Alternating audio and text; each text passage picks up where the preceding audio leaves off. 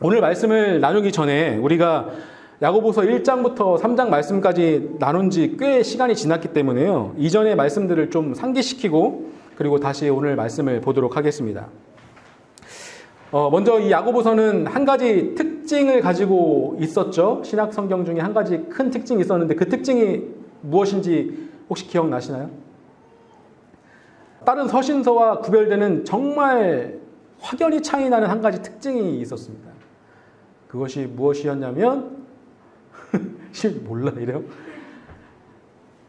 이 서신서에는 예수 그리스도에 대한 언급이 단 한 번도 있지 않다라는 거죠. 이 야고보서의 내용은요, 무슨 내용이 있었냐 하면 너희는 무엇을 하라, 너희는 무엇을 하지 마라, 이러한 어떤 명령에 대한 말씀들로 야고보서는 채워져 있습니다. 심지어 내가 말하는 이 무언가를 행하지 않으면 너희가 갖고 있는 그 믿음은 가짜야. 너희의 행함이 없는 믿음은 구원을 받을 수 없는 믿음이야 라고까지 얘기를 합니다. 아니, 구원은 믿음으로 받는다라고 알고 있는데 이러면 이 성경 말씀이 좀 이게 배치되는 거 아니야? 상충되는 거 아니야? 이거 성경 이거 진실성이 좀 의심되는데? 라는 사람들이 있었습니다. 그런데 우리는 이 문제를 의외로 간단히 해결할 수 있었죠. 어떻게 해결할 수 있었습니까? 독자들의 문제로 우리는 해결할 수 있었습니다. 이 야고보서를 받는 독자들, 이 야고보서 서신서를 받아드는 독자들의 모습은, 그들의 상황은 어땠습니까? 이 사람들이 예수님을 믿지 않고 있는 사람들이 아니었죠. 예수님을 원래 믿고 있는 사람들이었어요. 하지만 이 사람들의 특징이 뭐였냐면 예수님을 믿는 믿음이 있음에도 불구하고 타인을 비방하고 하나님을 섬기지 않고 부자를 차별하고 가난한 자와 부자를 차별하고 이러한 믿음의 삶과는 정반대되는 삶을 살고 있었기 때문에 야고보는 굳이 이 사람들에게 너희 믿어야 해 이런 말을 하지 않는 것이죠. 다만 너희가 예수님을 믿어? 그러면 이렇게 행동해야 해 라는 것을 전해야 했기 때문에 이 야고보서에는 믿음이 아닌 행함의 내용들이 더욱 강조가 되어 있다라는 것이었어요. 기억나시죠? 이 당시 야고보서의 편지를 받아든 사람들의 상황을 한번 우리가 다시 봅시다. 네로 박해로 인해서 예루살렘을 떠나서 각지로 떠난 사람, 그 그리스도인 공동체들이었어요. 그래서 그 사람들이 살고 있는 상황은 궁핍하기도 했고 어려움에 처하기도 했고 이건 당연한 것이었고요. 또 가진 사람들, 부자들에게 차별도 당하는 그런 모습들도 있었죠. 또 2장 말씀을 보면 어떤 말씀들이 있습니까? 스스로 부자와 가난한 자를 차별하고 있는 그런 모습도 있었어요. 또 어떤 모습들이 있었어요? 어려움에 당한 사람들을 말로만 위로하고 행함이 없고 실제로 위로하는 모습들은 없었던 그들의 모습들을 우리가 1장에서 3장을 통해서 볼 수 있었습니다. 예수 그리스도를 믿고 그리스도인으로 살기 위해서 예루살렘을 도망치듯이 떠나온 그 사람들에게요, 믿는 사람으로서의 어떤 특별한 삶, 또 특출한 삶이 기다리고 있는지 알았는데 여전히 미숙하고 여전히 세상 사람들과 같이 살아가고 있는 사람들에게 야고보는 어쩌면 강령과도 같은, 명령과도 같은 말씀을 이들에게 전하는 것이었습니다. 그것이 바로 이 야고보서 말씀이었습니다. 자, 이제 4장 말씀부터는 야고보가 이 사람들에게 어떠한 명령, 어떠한 강령을 전하고 있는지 우리가 함께 조금씩 살펴볼 텐데요. 우리가 함께 4장 1절 말씀 읽어보도록 하겠습니다. 너희 중에 싸움이 어디로부터, 다툼이 어디로부터 나느냐? 너희 지체 중에서 싸우는 정욕으로부터 나는 것이 아니냐? 여러분, 당시 공동체 안에서 어떤 일이 있었다는 겁니까? 싸움과 다툼이 있었다는 거예요. 그러니까 이게 세상 사람들이 살아가는 곳이 아니라 그리스도인들이 살아가고 있는 그 공동체에서 싸움과 다툼이 있었다는 거예요. 여기서 말하는 이 싸움은요, 그 단어의 뜻을 보면 그냥 한 사람의 개인적인 내적 다툼이 될 수도 있고요. 아니면 실제로 상호 간에 일어나는 그런 다툼이 될 수도 있습니다. 그것이 무엇이었던 간에 문제는 그 싸움의 원인이 무엇이었냐 때문에 이 문제가 생긴 거예요. 그 싸움의 원인이 무엇이라고 얘기하고 있습니까? 정욕이라고 얘기하고 있죠. 정욕. 여러분, 우리말로 이 정욕이라고 번역된 말은 오늘날 보통 어떻게 생각을 합니까? 정욕. 보통은 좀 부정적인 성적 욕망을 우리가 정욕이라고 생각을 하죠. 그런데 이 당시 사람들에게 이 정욕이라고 번역된 단어는요, 이렇게 받아들여졌어요. 단순한 즐거움이나 쾌락 혹은 향락, 그러니까 내가 누릴 수 있는 그런 즐거움, 향락들을 정욕이라고 받아들였습니다. 그러니까 구체적인 싸움의 내용은 나와 있지 않지만 우리가 잠시 상상해 본다면 이런 거예요. 이들은 어땠어요? 부자들에게 차별도 당해봤다고 했죠. 그리고 스스로 부자와 가난한 자를 차별도 해봤다고 했습니다. 그렇기 때문에 돈이 많으면, 내가 가지고 있는 소유가 많으면 얻을 수 있는 이득이 많구나. 그러니까 어떻게 생각하는 거예요? 내가 그래도 예수님을 믿는데 이렇게 좀 부도덕적이고 불법적인 일을 해서 부를 이뤄도 되나? 라는 그런 내적 투쟁. 그때 이런 거예요. 되지, 왜 안 돼? 이게 얼마나 즐거운 건데. 뭐로 가나 도로 가나 서울로만 가면 되는 거 아니야? 라는 거죠. 또 이런 거예요. 내가 그래도 쟤보다는 형편이 좀 나아야 되는 거 아니야? 내가 그래도 왕년에 좀 이렇게 살았는데 지금 쟤가 좀 잘 나가네? 내가 쟤보다는 좀 돈이 더 많아야 되는 거 아니야? 하면서 한정된 자원을 쟁취하기 위해서 서로 경쟁하는 거예요. 이제 내 옆에 사람은요, 더 이상 예수 그리스도 안에서 형제요, 자매가 아니라 경쟁자로 보고 있었다는 거예요. 그런 상황이 바로 2절과 3절에 아주 잘 나타나 있습니다. 우리가 2절과 3절 말씀 함께 읽어보겠습니다. 너희는 욕심을 내어도 얻지 못하여 살인하며 시기하여도 능히 취하지 못함으로 다투고 싸우는도다. 너희가 얻지 못함은 구하지 아니하기 때문이요 구하여도 받지 못함은 정욕으로 쓰려고 잘못 구하기 때문이라. 여러분, 정욕을 충족시키기 위해서 이들에게 뭐가 가득 차 있다고 하는 거예요? 욕심과 시기가 가득 차 있는 거예요. 생각할 수 있죠. 욕심과 시기라고 하면 사람이니까 당연히 가질 수 있는 거 아니야? 라고 생각할 수 있죠. 그러나 적어도 예수님을 믿는 그리스도인들에게는요, 이것이 그렇게 쉽게 생각할 문제는 아닌 것 같습니다. 왜냐하면 이 감정은요, 하나님을 향한 믿음과도 귀결되기 때문이에요. 여러분 한번 생각해 보시죠. 시기의 감정이 언제 생깁니까? 내가 갖지 못한 것을 다른 사람이 갖고 있을 때, 혹은 내가 그토록 가지고 싶었던 것을 다른 사람이 이미 가지고 있는 것을 봤을 때 이 시기의 감정이 생기죠. 여러분, 이 마음은요, 그것이 나에게 정말 꼭 필요한 것이라면 하나님께서 나에게 공급하실 거야 라는 그 믿음이 없다라는 반증이거든요. 그렇죠? 내게 주어지지 않은 것이 있다면요, 그것이 지금이 아닐 수도 있고 앞으로도 아닐 수도 있습니다. 반대로 그토록 누군가가 갈망하고 소유하고 싶어하는 것을 내가 가지고 있을 수도 있고요. 때에 따라 공급하시고 채워주시는 하나님을 믿는 믿음이 있다면요, 사실 타인을 보고 시기할 필요가 전혀 없다라는 겁니다. 하지만 쉽지 않은 문제입니다. 문제는 내게 필요하다면 공급하실 하나님을 신뢰하지 못하고 나를 즐겁게 해줄, 나를 조금 더 유익하게 해줄 그 무언가를 얻기 위해서 이 당시 그리스도인들이 어떻게 하고 있었다라는 거예요? 싸우고 다투고 있었다라는 게 문제라는 겁니다. 성경에서는 이 시기의 마음을 가지고 이렇게 계속 얘기하고 있습니다. 파괴하고 관계를 단절시키는 것으로요. 예를 들어볼까요? 하나님께서 아벨의 제사만 인정하신 것을 보고 가인은 어떻게 했습니까? 하나님께서 왜 아벨의 제사만 받으셨지? 라는 마음을 가진 게 아니라 그 시기의 대상을 죽여버렸어요. 왜요? 시기심 때문에. 또 골리앗을 물리치고 다시 그 성 안으로 들어오는 다윗을 향해서 백성들이 이렇게 외치죠. 사울은 천천히요, 다윗은 만만이라 라고 외칩니다. 뭐 좋은 말이잖아요. 그런데 이 얘기를 들은 사울은 어떻게 반응합니까? 시기심에 다윗을 죽이려고 마음먹습니다.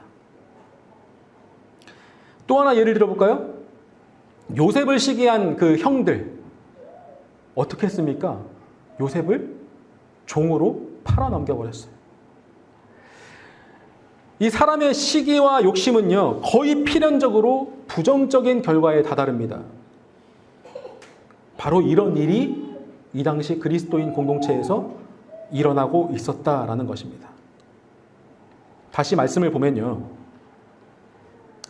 이런 시기와 욕심에 가득 찬 그리스도인들이요, 두 가지 형태의 모습을 보이고 있습니다. 첫째는 뭐예요? 얻고는 싶은데 구하지 않는 사람들이 있어요. 또 한 부류는 뭐예요? 얻고 싶어서 구하는 사람들이 있어요. 야고보는 당시 이 사람들에게 예수님께서 하신 말씀들을, 복음을 전하면서 예수님께서 하신 말씀들을 전했을 거예요. 그 말씀 중에 이 말씀도 있었을 겁니다. 구하라, 그리하면 너희에게 주실 것이요. 찾으라, 그리하면 찾아낼 것이요. 문을 두드리라, 그리하면 너희에게 열릴 것이니 구하는 이마다 받을 것이요. 찾는 이는 찾아낼 것이요. 두드리는 이에게는 열릴 것이니라 라고 예수님께서 말씀하셨어, 얘들아 라고 전했을 거예요. 그 때문에 당시 그리스도인들은요, 자기의 어떤 원하는 것이 있으면 아, 이렇게 하나님께 구해야 되는 것이구나 라고 알고 있었을 거예요. 그런데 문제는 이들이 하나님께 구하긴 구하는데 무엇을 구하는 거예요? 오직 나의 향락과 즐거움과 쾌락을 위해서 구하는 사람들만 있었다라는 것이 문제였습니다. 이들에게 야고보는 이렇게 말하는 거예요. 얘들아, 기도 그렇게 하는 거 아니야. 그런 기도는 하나님이 들으시지도 응답하시지도 않으셔라고요. 여러분, 예수님께서 말씀하신 이 구하라, 찾으라, 두드리라는 말씀 바로 뒤에는 이렇게 말씀하고 있습니다. 너희 중에 누가 아들이 떡을 달라 하는데 돌을 주며 생선을 달라 하는데 뱀을 줄 사람이 어디 있겠느냐예요. 반대로 말하면 너희 중에 누가 하나님께 돌을 달라고 하면 돌 그대로 줄 하나님이 어디 있겠으며 뱀을 달라고 하는 자식에게 뱀을 그대로 주는 하나님이 어디 있겠습니까? 라는 거예요. 당시 사람들이 구하는 것이 그런 것이었습니다. 내가 쟤보다 좀 더 즐겨야 하니까, 내가 쟤보다 좀 더 가져야 하니까, 그래야 내가 더 편안한 삶을 사니까 나한테 더 많이 주세요. 나한테 더 강한 쾌락이 필요하니 나에게 돌을 주세요, 뱀을 주세요 하며 구하고 있었다라는 겁니다.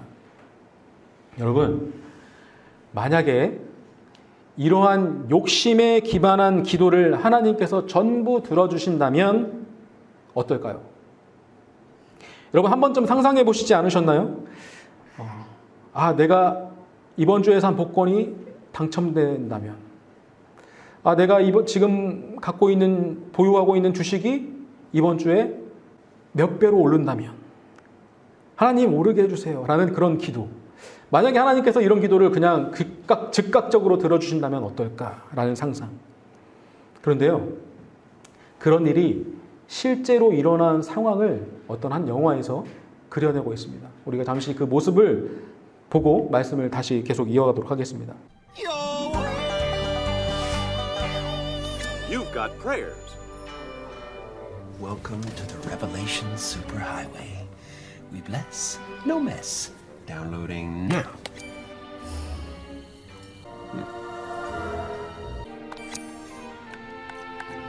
Yes, to all. Yeah, there you go. Now everybody's happy.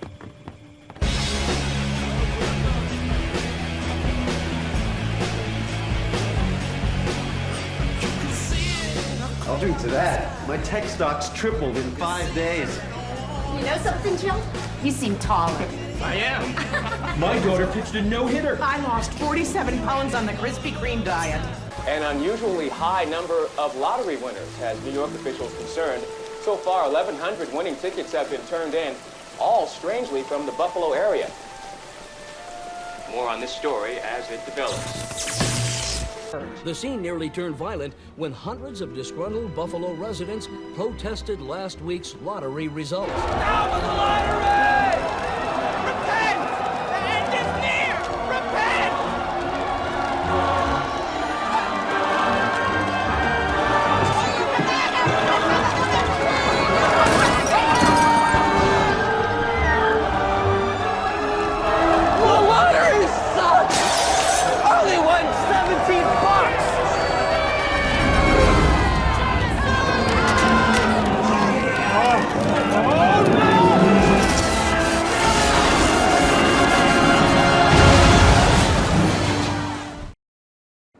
흥미롭죠?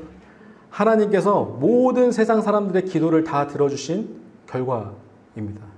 복권 1등 당첨금이 17달러.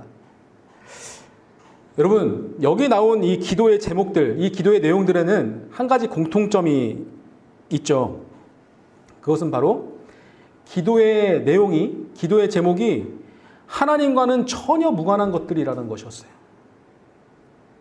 야고보는 말하는 거예요. 그런 기도는 응답되지 않아 라고. 여러분, 우리가 하는 기도가 모두 응답되는 삶 좋죠. 하지만 그렇게 되는 것이 하나님과 얼마나 관련이 있고 또 하나님께서 정말 기뻐하실 만한 일이라는 것은 우리가 생각해 봐야 될 문제입니다. 예수님께서 가르쳐 주신 기도의 정석이라고 불리는 그 기도가 있죠. 우리가 예배의 마지막마다 고백하는 주기도문. 그 기도문을 보면 어떻습니까?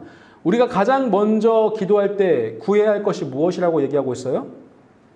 하나님의 뜻이 이 땅에서 이루어지는 거예요. 그게 우리의 가장 첫 번째 기도 제목이 되어야 된다고 얘기하고 있고, 또 예수님께서 이렇게 얘기하고 있습니다.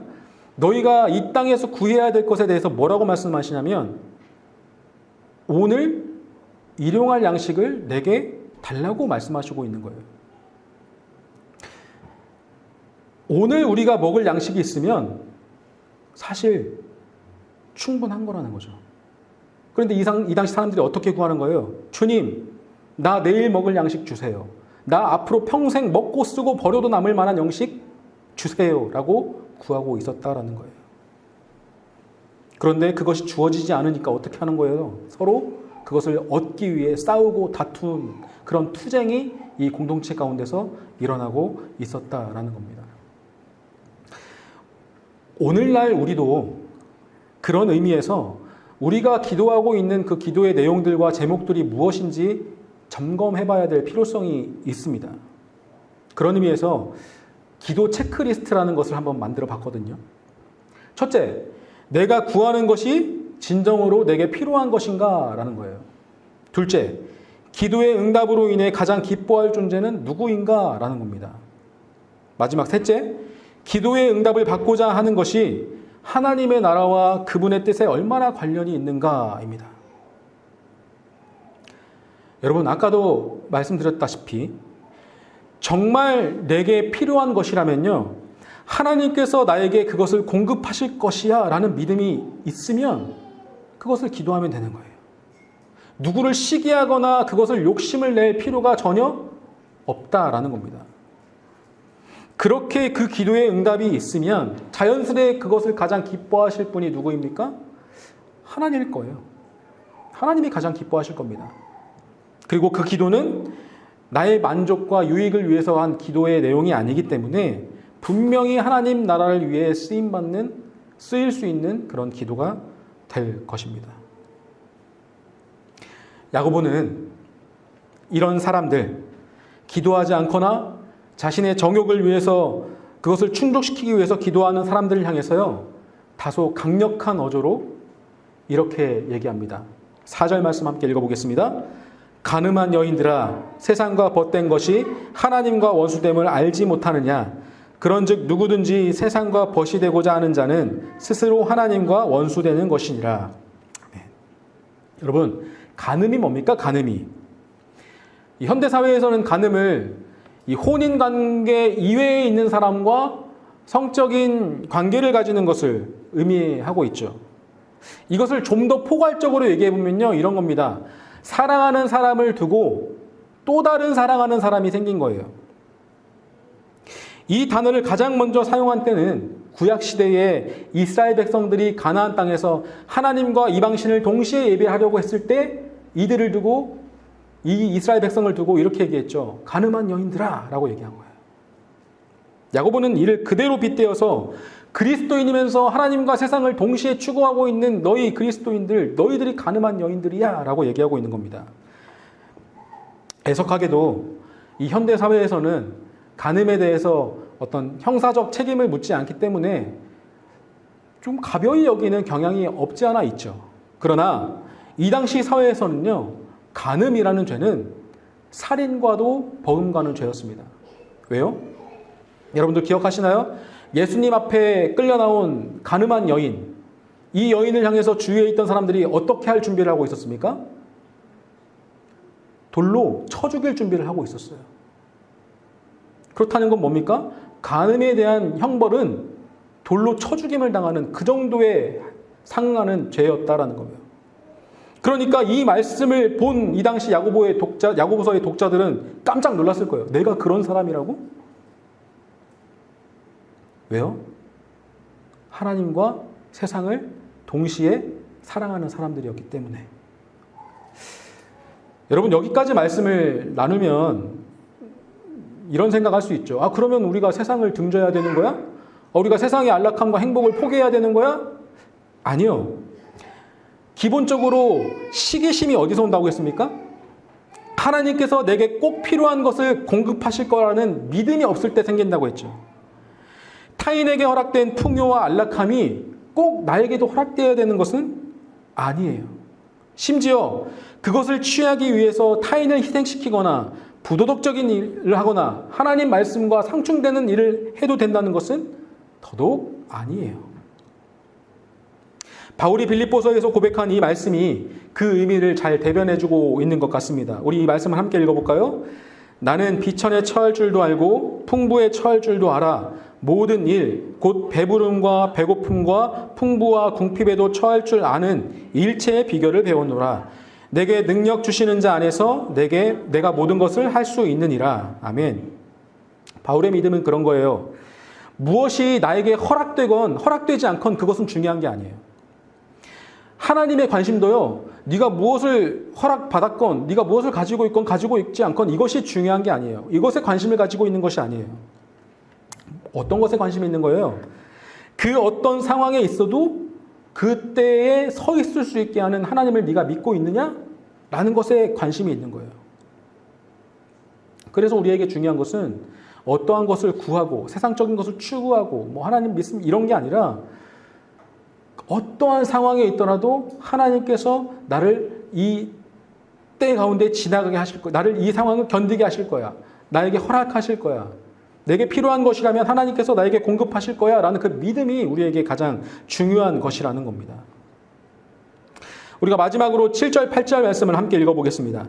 시작. 그런즉 너희는 하나님께 복종할지어다. 마귀를 대적하라. 그리하면 너희를 피하리라. 하나님을 가까이 하라. 그리하면 너희를 가까이 하시리라. 죄인들아 손을 깨끗이 하라. 두 마음을 품은 자들아 마음을 성결하게 하라. 아멘. 여러분, 하나님의 관심은요, 오로지 자기에게 복종하며 자신에게 가까이 오냐 안 오냐에 있습니다. 여러분, 우리가 복종이라는 단어를 보면 사실 조금 그 어감이 주는 거부감이 있죠. 그런데 우리 문화권에서는 이 복종이라는 단어가 조금 부담스러운 게 사실이지만 이 당시 헬라 문화권에서는요, 그렇게 받아들여지지 않았어요. 그 의미가 사뭇 달랐습니다. 한번 보시죠. 복종이라는 단어는 헬라어로 히포타소라고 되어 있는데 이것을 그대로 번역을 해보면 put under라고 번역할 수 있습니다. 뭐예요? put under. 두다 아래에. 여러분, 다시 말해 복종은요, 나의 삶의 주권을 어디에 두는 거예요? 하나님 아래에 두는 게 복종이에요. 그래서 마귀를 대적한다는 것은요, 우리의 주권을 마귀의 아래에 두지 않는다라는 거예요. 야고보는 그리스도인의 삶을 딱 두 가지로 놓고 있습니다. 너희 삶을 하나님께 put under 하거나 아니면 마귀에게 put under 하거나 이 두 가지 생활 방식 중에 하나를 너희는 선택해 라고 얘기하고 있는 겁니다. 사랑하는 성도 여러분, 그때나 2000년 전이나 지금이나 우리 그리스도인들은 모두는요, 이 질문 앞에 필연적으로 선택해야 하는 사람들이에요. 여러분의 기도는 어디를 향해 있습니까? 또 여러분은 어떤 존재 아래에 우리의 주권을 내려놓고 있습니까? 여러분의 결정에 한 가지 도움을 주는 말씀을 나누려고 하는데요. 바로 이 말씀입니다. 제가 읽어드릴게요. 이 세상이나 세상에 있는 것들을 사랑하지 말라. 누구든지 세상을 사랑하면 아버지의 사랑이 그 안에 있지 아니하니 이는 세상에 있는 모든 것이 육신의 정욕과 안목의 정욕과 이생의 자랑이니 다 아버지께로부터 온 것이 아니요 세상으로부터 온 것이라. 여러분, 우리는 선택해야 합니다. 저는 여러분 모두가 또 제가 하나님의 주권 아래에 우리의 모든 것을 내려놓길 원해요. 그 안에 속하여 살아가길 소망합니다. 만약 지금까지의 내 삶이 세상을 향해 더 가까이 했다면 오늘 이 시간에는요, 내가 주님 그 손을 좀 깨끗이 하겠습니다. 내가 마음을 성결하게 하길 원합니다. 그리고 두 마음을 품지 않겠습니다. 라는 마음을 가지고 좀 슬퍼하며 애통하는 마음을 가지고 기도했으면 좋겠어요. 여러분, 그런 사람들에게 예수님께서는 이렇게 약속하셨습니다. 애통하는 자는 복이 있나니 세상이 줄 수 없는 위로를 하나님께서 주실 것이라 라고 약속하셨어요. 오늘 이 시간 우리가 이 찬양을 부르면서 그렇게 결단해 보시는 것은 어떻겠습니까? 하나님 아버지의 마음이 있는 곳에 나도 내 마음을 두겠습니다. 주님이 바라보는 그곳을 나도 바라보겠습니다.